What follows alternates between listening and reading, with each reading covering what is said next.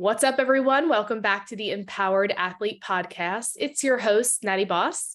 And today we have a special guest, Miss Rachel Coons. And she's going to be talking with us in this conversation today all about eating healthy on a budget. As athletes, we know that we are eating a lot of food because we are expending a lot of calories. And when we can find a way to save money and stretch our grocery shopping, I think that's always something that we are searching for and in favor of. So I brought her on here because I found her through social media, and this is kind of her niche and something she's really passionate about. And so I wanted her to share her perspective and kind of like her philosophy and wisdom and tips that she has to see if any of that can support you guys in kind of rewriting that narrative that eating healthy needs to be expensive. And we're going to be diving into that because I know that that is not true. And this is definitely of the same belief that Rachel has. So just a little bit about Rachel. So she's a busy mom of four, a fitness instructor, a California native who loves running and cooking. She's found a passion helping moms save thousands on groceries through her simple 4-step shop method, which I'm excited to dive into. She believes everyone can eat healthy, delicious food without breaking the bank. And when a family figures out how to be intentional with their spending, that's when you can find your financial power. And that's really, really cool. And she has a free PDF, the Ultimate Grocery Savings Guide, that I will post in the show notes, and we'll talk more at the end, but you can also follow her on social media. So welcome to the show, Rach. Hey, thanks so much for having me. I'm super excited to be here. Yeah, me too. Thanks for spending your what today is Friday for us. So thanks for spending your Friday with me. And I'd love to just start off a little bit about kind of like your story of what sparked your interest and passion for eating healthy and, doing so in a way that you can save money and kind of diving into that niche. Totally. So I have always I considered myself an athlete. I played sports growing up. I actually played collegiate rugby as well in school, and then was just really passionate about the health and wellness industry. And so I ended up majoring in exercise and wellness. So that really pushed me off. I was a personal trainer for many years, and now I'm a fitness instructor. So love that world. And then also kind of joining that world in with the meal planning, feeding a family. Like you said earlier, I have 4 kids, so I know how hard it can be to feed your family delicious, healthy food. And then also with rising grocery prices, how expensive groceries are. And so all of those things kind of came to a crashing halt for me in 2020, 2021. And I just started sharing that experience with my followers on social media, and was really trying to lower my grocery bill while still aligning my priorities. Mm-hmm. And so I started sharing that with my followers, and then other people started saving money. So it was this passion grew within me of I just think the world needs to know that you can eat healthy and you can be budget friendly. You can not spend thousands of dollars and still hit your health and wellness goals. So that's what I do now. I love that.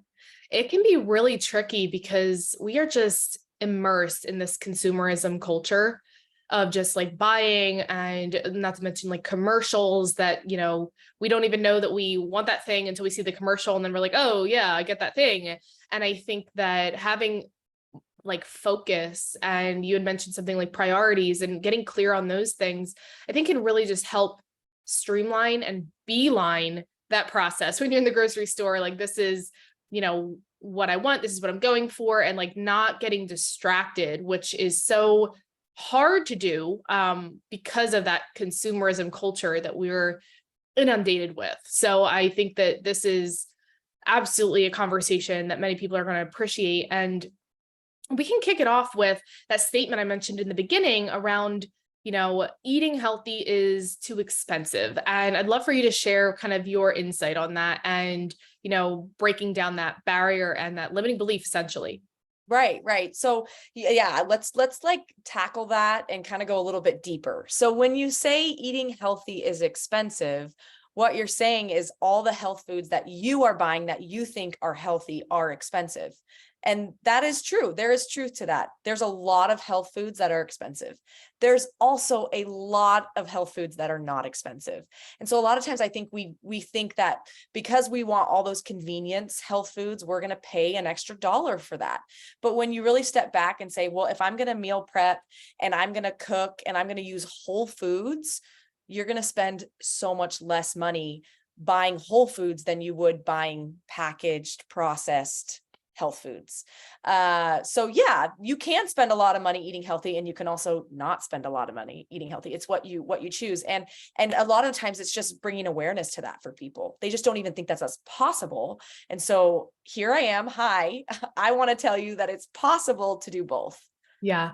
And I think another barrier that comes up, I think that between that convenience side and like seeing the whole food side for people is, I don't know if it's lack of information. I'd say it's probably not lack of information necessarily, because obviously we live in an information flooded world, but Right.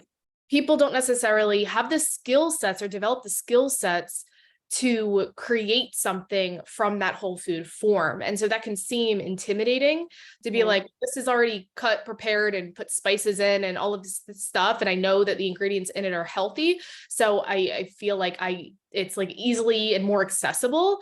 But Yes. I think where you find more empowerment is like taking the time to develop some basic skills so that you can, like you said, save money, but then also like learn how to utilize these foods that are lower in expense and actually be able to create healthy meals from them. I think that's really important too. Right. And I think a lot of times we look at budgeting and money spending black and white. Like either I'm going to save so much money or I'm going to spend it. Like, why can't we just find a middle ground where you are saving some money and maybe your priorities, you need some of that convenience. You need to spend a little bit more money to get what you want. That's okay too. But that doesn't mean you have to be overspending like crazy. Yeah, absolutely. So speaking to that financial piece with the budgeting, in your kind of words, how would you describe what budgeting actually is and how people can kind of dip their toes in to start with budgeting if it, that financial piece is just something that's way over their head and they have no idea how to tackle it? Yeah. So, and if anybody who's listening, you hear the word budgeting and you start to cringe a little bit, it's probably because you haven't been taught a new way to look at budgeting. And I came from this place. So I know it feels like, oh my gosh, you're going to restrict me. You're going to tell me I can't buy certain things. Like doesn't feel right. I believe that budgeting is all about intentional spending. So you're literally just taking your money and intentionally spending it where you want it to go. The problem with groceries, specifically when it comes to the budgeting world, is that we have to buy groceries. Like you can't not feed yourself. We have to buy groceries. So we're just throwing money at it. But when we really step back and we become intentional with every dollar that we're spending, it doesn't have to be restrictive. It's just like, I would rather spend my money on going on vacation with my family, or I'd rather spend it on paying off debt or putting my kids in activities or doing like, where would you rather spend your money? But if groceries are your priority, then that's okay. Nobody can take that from you. It's just budgeting goes down to what are you intentionally wanting to spend your money on? I love that. And I'm curious, what are those like intentionalities for you? Like when For you bring that intention? Yeah. Yes. So my intentional, like I want to be financially independent from debt. So my husband is a dentist. We have tons of dental school debt. We've got a practice loan. We've got a house loan. So we have all this thing. So I would much rather save that, couple $100 a month that I do on groceries and put that towards debt. And then also put it towards family vacations or like activities. I want to create memories with my family. I don't necessarily need food to do that. So that's where I would rather spend my money. Nice. Awesome.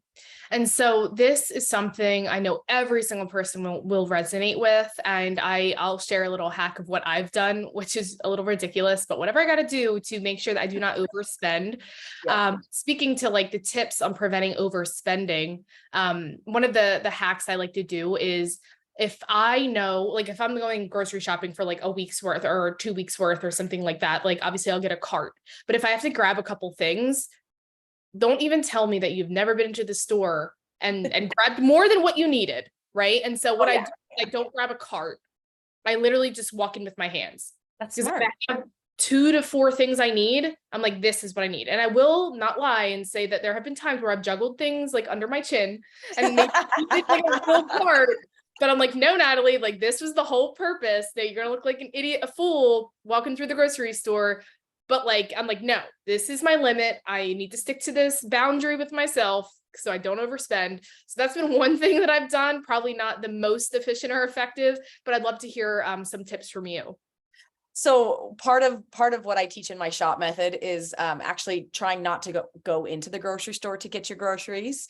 So you are ordering your groceries online for pickup or for delivery, because a lot of the times, well, almost every time, I think you would say, when you go in the grocery store, you buy more than what you were planning on. That's just, they're smart. Like the grocery stores are really smart at getting you to buy more. So if you can, doing like your big grocery hauls online, doing it all online, you don't even walk into the grocery store. That's going to save you tons of money just by doing that. But if you do have to go into the grocery store, having a list, like putting yourself, I love the idea of not shopping with a cart, because it just is easy to fill that cart up. And then also, if you want to save money in the grocery store, shopping that outer rim instead of going down the aisles, you're going to eat healthier and you're going to save money by not walking into that processed food and just staying with the whole foods on the outside. Yes, absolutely. I agree with you 100%. That's the perimeter concept. Right. And one of the things that, I like to say is like shopping the perimeter at least first, coming with a list 100%, which we'll dive into next, which is like that meal planning concept. But like shopping the perimeter and then going into those like staple pantry items that you will have to get through that. But the cool thing about those is because they tend to be pantry and maybe bought in bulk, they're not something you have to invest in as frequently as, the perishable produce. Right. So let's dive into meal planning. So I know that's something that you're really big on. And so like, what's your process for planning weekly meals? I'm sure that's a huge part of how it saves you so much money. Totally. And I share this on social media. Like I've got quite a few videos on that. So if the listeners want to go check that out, they can. But basically, I only meal plan twice a month. So I meal plan for 2 weeks at a time. So and I have a day that I set aside to do it. I do it on Sunday, and I sit down, and before I even think about what meals we're going to eat that week, I inventory my fridge, I inventory my freezer and my pantry. And I've coined the term shop the shelf. So I shop the shelf before I ever even think about shopping the grocery store. And what can I use, especially what perishables do I need to use in these next 2 weeks so that they don't go bad, and then I can save money. So then, because everything that's in your house, you don't have to buy, you can use that. So then I'm meal planning my meals around what I already have in my house. And then on top of that, I'm always like saving recipes. I'm always using recipes that I have meal plan guides as well that I sell. So I'll use that for my meal plans and build my meal plan from there. Love that. Yeah. One of the things I noticed in our pantry is like, we often have like a lot of grains. So we'll have like boxes of rice or boxes of pasta or quinoa.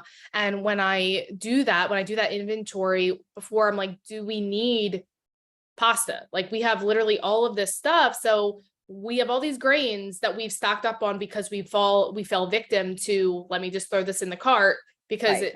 it sounds good or was on sale in that moment. And now we have this like backlog of all of these things. But if we keep buying them every week, we're just going to keep having all this extra. It's like, why not start like whittling that down a little bit? And then we're making the most of the money that we have previously spent. And even though it's not going bad, it's still like a way to just optimize kind of what we already have. So that inventory shopping the shelf, I really love that idea. And that's definitely something I think is really helpful. And one thing I'm curious about for you is this every 2 weeks. So where do you get your inspiration for your meals? Like when are you just kind of keeping it pretty basic? I'm a pretty basic eater myself. Like I stick to the food groups and I literally eat like a toddler. Like I'm like, here are my 4 food groups. Like I'm cool. Like I season it and make it tasty, but I'm just like, I keep it much like that. Like I'm not somebody who experiments with a lot of like complicated recipes, like casseroles and this and that require a lot of steps. I'm like, cook these separate food groups and then cook them in bulk and then kind of store them in the fridge. And then we just kind of dish it together and put something together. That's my personal way of eating, but I know some people need a little bit more spice as far as like keeping it interesting so that they don't get bored either. So where do you often find your inspiration, and like how do you like to craft those meals? Like what's working in your brain when you're going through that process? Totally. So I'm kind of like you, where I like to keep it really simple and ingredient based. I also think it helps with my kids, like they eat better that way and they'll eat more of what I cook. But basically, I set it out. So I meal plan like 4 to 5 meals a week, and 1 or 2 meals I'm experimenting. I actually like to cook. I enjoy that process. So when I find a recipe that I want to try, like on social media, if I follow, like I'll follow macro people who post like macro friendly dinners, I'll save that and I'll go in and meal plan one of those a couple times a week. But then on those other nights, it's really like, okay, I know I have 10 meals that I know my family likes to eat, that I know I like to eat, and my husband likes to eat. And so we're just basically rotating through those meals. You do not have to reinvent the wheel when it comes to meal planning. Yeah. And again, I share lots of meal plans on my site as well. So if people just took what I've given them and just like recycled those, there's like, you just could have months and months worth of meal plans doing that. But if you find a meal plan that you like, you meal plan for 2 weeks, you maybe switch it up the next 2 weeks, but then why not go back to that original meal plan and do it again? You Yeah. don't need new meals every single time you meal plan. Yes. That creates chaos and overwhelm. Keep it simple and find the 10 to 15 meals your family likes and just cycle through those.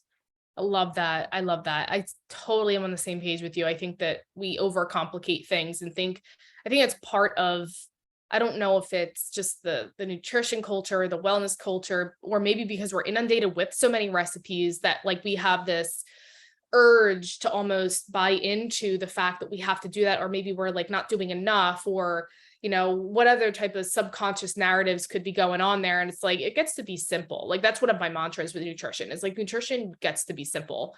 And when it comes to I wanted to talk about the aspect of having like the family members, right? Because you have a big family.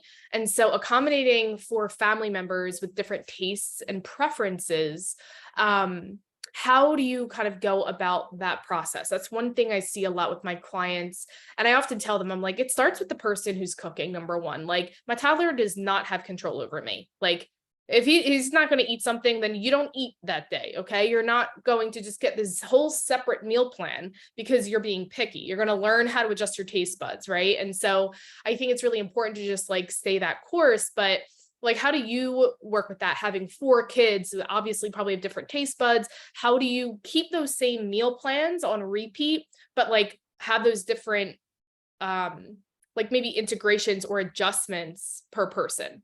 Okay. So, first off, yes, I love what you said about, I always tell my students, like, do you have picky eaters? Or are you allowing your kids to be picky? Because really we're letting that happen. We're letting them be picky because we're appeasing them with whatever foods they want. So yes, I love what you just said. Okay. So I'm going to just link a book that I think is a phenomenal book for feeding children. It's kind of where I've gotten my philosophy from. It's called The Secrets of Feeding a Healthy Family. I think it's by Lauren Sader. But anyway, she dives deep into it. So if you're curious about learning more, I highly recommend that book. But basically with my kids, I know what my kids are going to like. I know that if I serve cauliflower, they're not going to want to eat it. It's not just going to magically change overnight. So what I do when I'm building our meals is I try to keep everything separate. So I'm not making those like casserole dish type things. We're doing more like bowls where it's rice and chicken and grilled veggies and a sauce. And then they get to pick and choose what they put in that bowl. And for some of them, it's just rice and chicken. And for some of them, it's maybe one of the veggies that they like. But it's allowing them to build it and have autonomy. But I always make them have the food that they don't want to eat on their plate. They don't have to eat it. They don't have to eat the whole serving, but they do have to have it on their plate, because we know that the more we introduce foods and they become more like they're more comfortable with them, the more likely they're willing to try it. We do have a rule in our house. It's 2 bites, no fights. So they have to try everything for 2 bites. Love. And that doesn't mean they have to have a huge bite. Sometimes it's just like a little taste, 2 bites, and I will not fight you at all to finish it. You just have to have those 2 bites. And then I make sure that there is food on the table that they will eat and that I know that they will like, because then they trust me. They come to dinner and it's not stressful for them because they know that there's going to be something on the table that they can eat.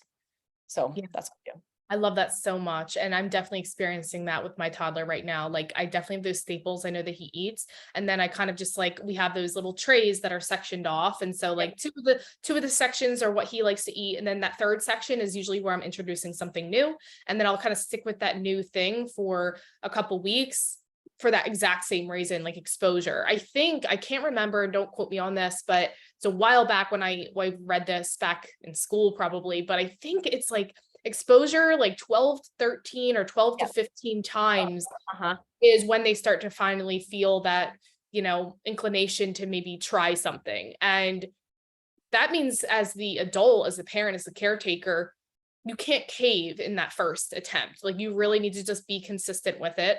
And I love what you said about them coming back to trusting you. I think that's really important, right? Food is such an intimate experience, an emotional experience, and it literally forms like the foundations of so much as we get older. And so having something that they really enjoy that builds that trust of this person is, taking care of me, and I still have this way to fuel my body and nourish myself, but exposing them outside that comfort zone a little bit to like try something new helps them. I mean, that's just an analogy for life, right? Yeah, totally, totally. So tell me a little bit about like your thoughts on like bulk buying versus like portion size buying. We touched a little bit on that idea of like the pre-made food, but the bulk buying, portion size, and we'll also dive a little bit into like the concept of freezing, because I love freezing and I think that people veer away from it for whatever reason. It's one of the most nutrient dense ways that you can maintain the shelf life of produce. But Mhm. I'd love to hear your thoughts on kind of those situations. Yeah, so I think a lot of times people don't know that they can freeze so much. There's so much stuff you can freeze. So yes, for sure. I always tell my students, like, perishables should not be going bad in your fridge, like ever. If before they go bad, freeze them. Just throw them in a bag and put them in the freezer and use them later. So that's how I feel about freezing. But with bulk buying so interesting because we have these grocery stores like Costco where we think that we are going to save so much money because we're bulk buying and we're getting it at a cheaper price. But then you have these smaller families that are going and buying these huge things of spinach or 10 apples or whatever when they go to Costco, and how much of that is actually turning into food waste. So you're not actually saving any money if you're not using up the food that you have. So what I preach for bulk buying is focus your bulk buying on non-perishable items, things that are shelf stable. And especially you can get really tricked by bulk buying because you think it's cheaper when you buy in bulk. But when you actually look at the price per ounce, a lot of the times you can get the same price per ounce in non-bulk options, especially when you're buying name brand versus the generic brand. So a lot of the Costco things that are offered, which is why I don't think Costco is super budget friendly, is because Costco offers bulk, but most of it is name brand. They have their Kirkland signatures, whatever, their brand. Yeah. But if you went to your local grocery store and just bought generic, it would be the same price per ounce, and you don't have that problem with things going bad. It's not going to perish earlier. So bulk buying is fine if it's non-perishable and you're getting it at the same price per ounce as the non-bulk. Or a better price, I would say. When it comes to produce, this is all just kind of a guessing game because everyone's different, but you can buy in bulk as long as you can freeze it and use it later. There's nothing wrong with that. But a lot of the times people are buying these produce items with like overachieving, thinking I'm finally going to eat those spinach salads for every lunch, every day for lunch, and they don't actually do it. So you just have to be really be honest with yourself. Are you actually going to use those produce items? Yeah. 100%. And like, even if that's your intention, I think that if you haven't developed the habit yet, I think starting in those smaller ways is a way to reduce that food waste until like it's a habit. And then maybe you will end up working up towards those Yeah. bigger amounts. But if you're really new on like the eating healthy train and you barely eat an apple, buying a thing of 20, and then you're going to feel that guilt almost of like, I need to finish these apples before they go bad, and it's just like, I think, yeah, that's really good point that you made. And understanding that it's not necessarily always going to save you money. I've noticed when I've gone to Costco, I generally go to Costco when I'm hosting retreats, right? Because that makes sense. Yeah. That's when I'm saving money because I am going to utilize the 50 bananas that I'm buying Right. over the course of a weekend. But like when I go and when I've like surveyed around there and I see certain things, I just noticed that when I look at that price per ounce, I'm like, yeah, this actually, because I've shopped so much over the course of years, I can kind of keep in my mind's eye of like other grocery store prices. And I'm like, this actually isn't a deal right now. Like this isn't a deal. It actually just going to give me more food that I don't have space for. It's going to end up going bad. And that comes, I think, too, with just like having that awareness, Totally. so that you can go in, like you said, a little bit more intentional, a little bit more conscious to be able to have that discernment when you're paying attention instead of just grabbing things off the shelf, like just bringing a little bit more intentionality behind that. When it comes to bulk buying too, a lot of people, especially in the health and wellness industry, they're worried about protein, right? How do I get my protein? How do I save money on these protein? You should 100% be buying your meats in bulk. Like you should not buying individual portion size meats. That's where places like Costco and Sam's Club and those big bulk stores are great because you can purchase a huge thing of ground beef and then section off and freeze it. Same thing with chicken. You can buy those huge flats of chicken and freeze it. You're going to save a lot more money when you're buying those kinds of things in bulk. That's a really good point that I would not have any insight on since I am vegan. Oh, there you go. But I will say that I do love to get my tofu from Costco because it'll come in 16 or I think it's like 12 like little individual things, and I can freeze that and then prep, half of it for the week and then freeze the other half. And I do save money that way too, for sure, even though tofu is astronomically cheaper than meat. But that's a really good tip because I know there's a lot of meat eaters in the audience. And meat is expensive. I mean, if I didn't go vegan for ethical sustainability reasons, I would go just because meat's goddamn expensive. Like that was motivation enough for me to not eat meat. Right. Totally. So I'd love to know, just like more for fun, like what foods do you have in as staples in your pantry, and what do you feel, it's your perspective, obviously everybody's different tastes, but what do you feel are like some non-negotiable staples that everybody should probably have in their pantry? Yeah. So I pantry, fridge, you're kind of like all of We it. can do pantry, fridge. Okay. Yes. So I always make sure that I have my grains, like I always have pasta. I always have rice. I always have quinoa. I usually have potatoes as well. So those are like when I'm building my meal, really all I'm thinking about is I need a carb, I need a protein, and I need a vegetable. So I make sure that I always have all three of those options in my house at all times. So the carb would be the grains. And then usually we do meat for dinner. So like I'm bulk buying the meat, having it in the freezer. And then I always just make sure our fridge is full of fresh produce. And we're always eating, broccoli, carrots, celery, onions, those kinds of things are always in my freezer or fridge because I know we'll use them. Yeah.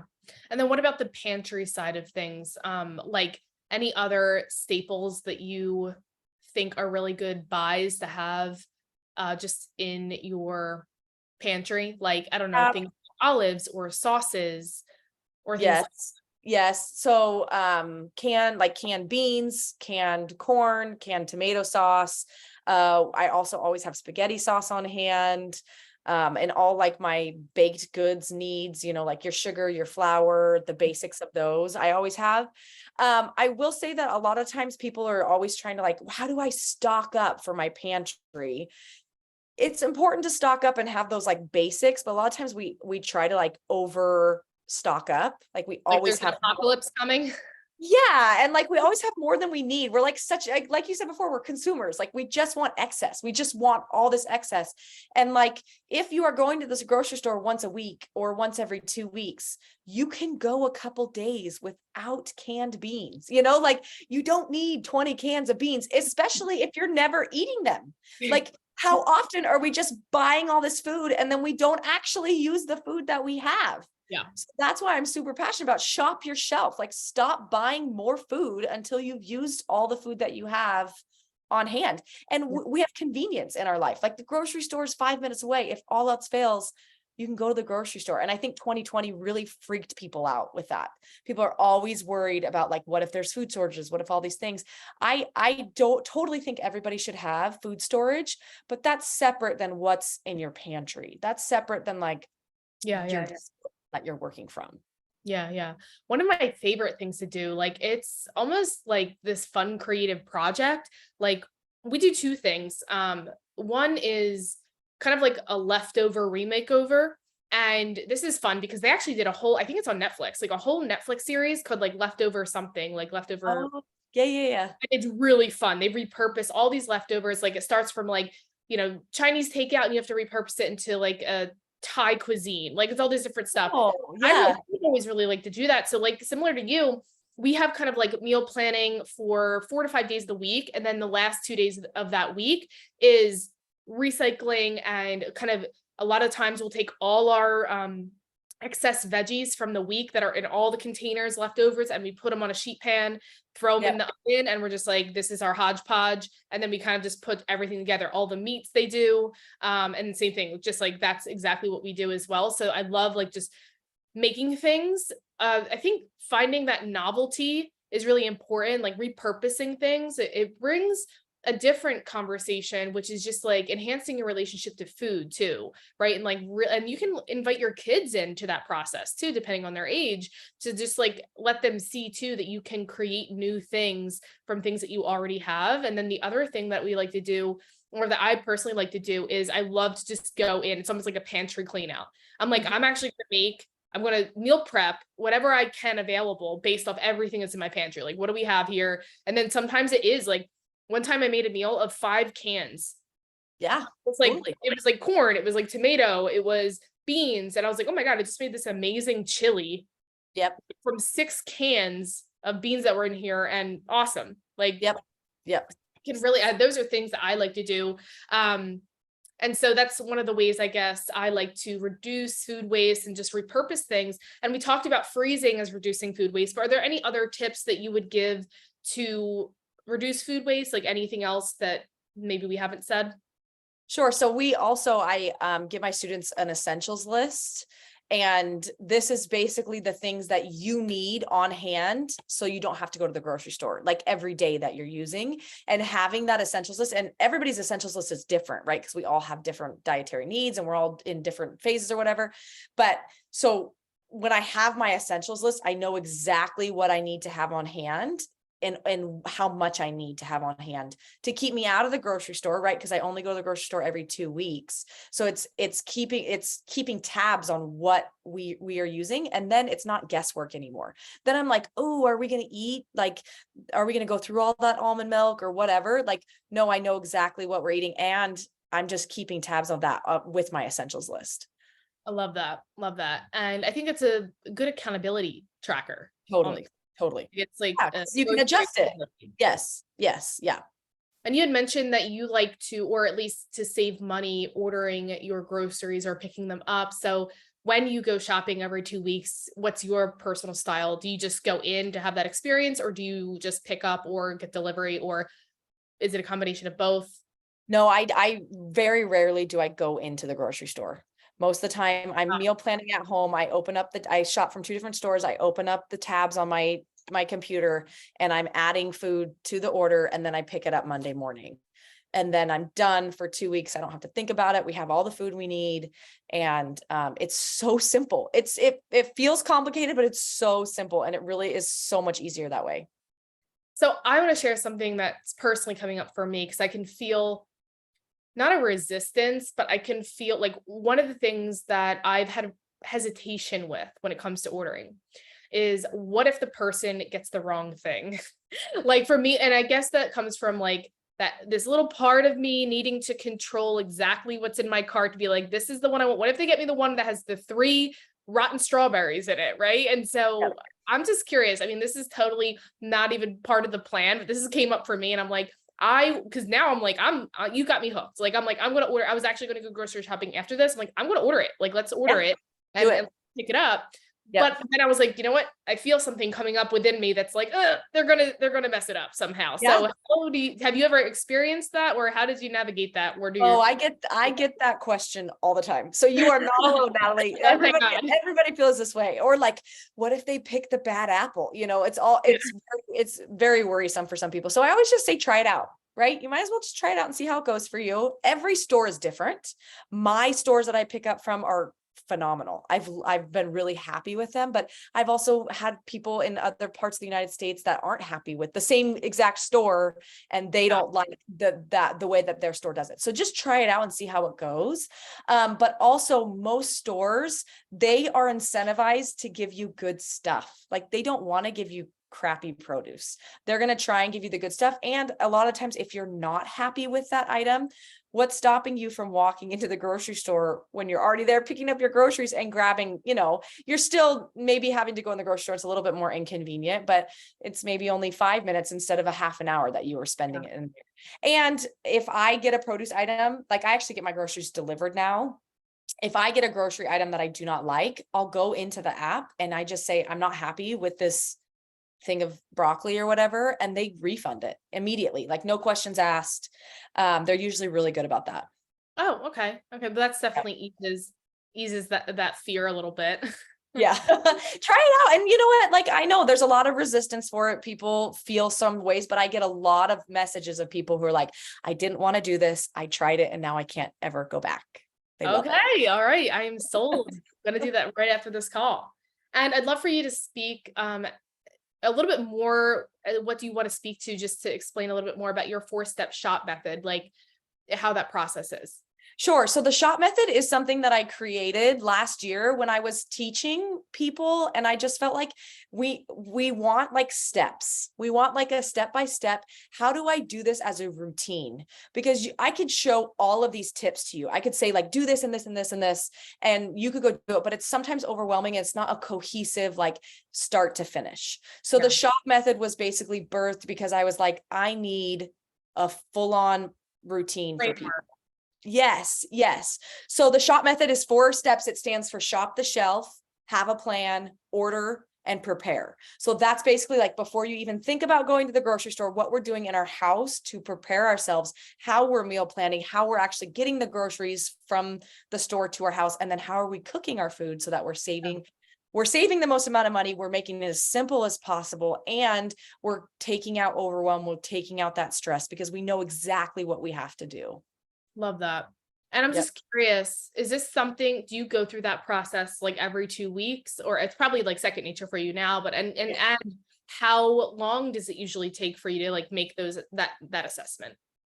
So like for me, how long does it take for me to like do the shop method? The steps. Yeah.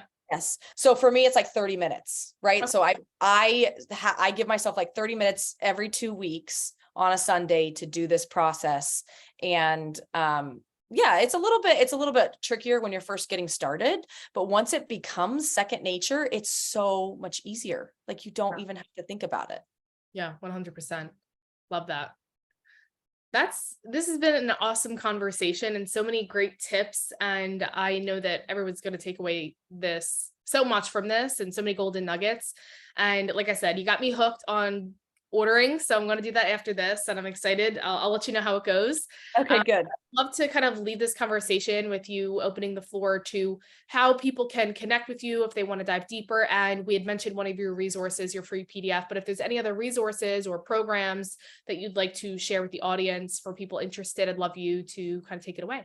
Yeah, I'd love for people to come follow me. I'm on Instagram and TikTok mainly. I'm also on Facebook a little bit.